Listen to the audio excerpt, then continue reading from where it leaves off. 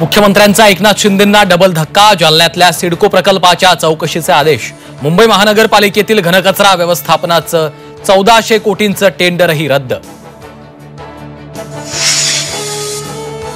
कागदपत्र फेरफार प्रकरणी कृषी मंत्री माणिकराव कोकाटे यांना 2 वर्षांची शिक्षा। नाशिक कोर्टाकडून लगेचच जामीन।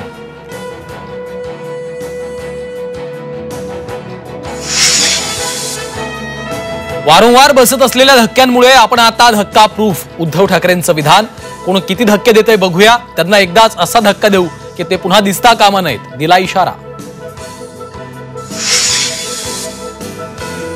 मंत्री धनंजय मुंडेंना बेल्स पाल्सी आजार, सलग 2 मिनिटही बोलता येत नसल्याची माहिती। आजारावर मात करून लवकरच जनसेवेत रुजू होणार असल्याचं ट्विट। राज्यभरात लाडक्या बहिणींच्या अर्जांची छाननी सुरू। आणखी 2 लाख बहिणी अपात्र ठरणार। अपात्र लाडक्या बहिणींची एकूण संख्या 9 लाखांवर। परभणीच्या गोदावरी नदीपात्रात स्वाभिमानी शेतकरी संघटनेचं आमरण उपोषण।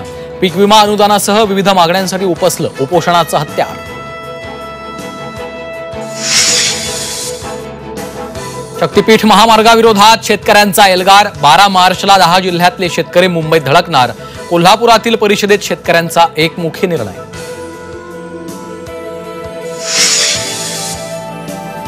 राज्यभरातील परिचारिकांचं काम बंद आंदोलन। विविध मागण्यांसाठी एकदिवसीय राज्यव्यापी आंदोलन। रुग्णालयातली सेवा विस्कळीत।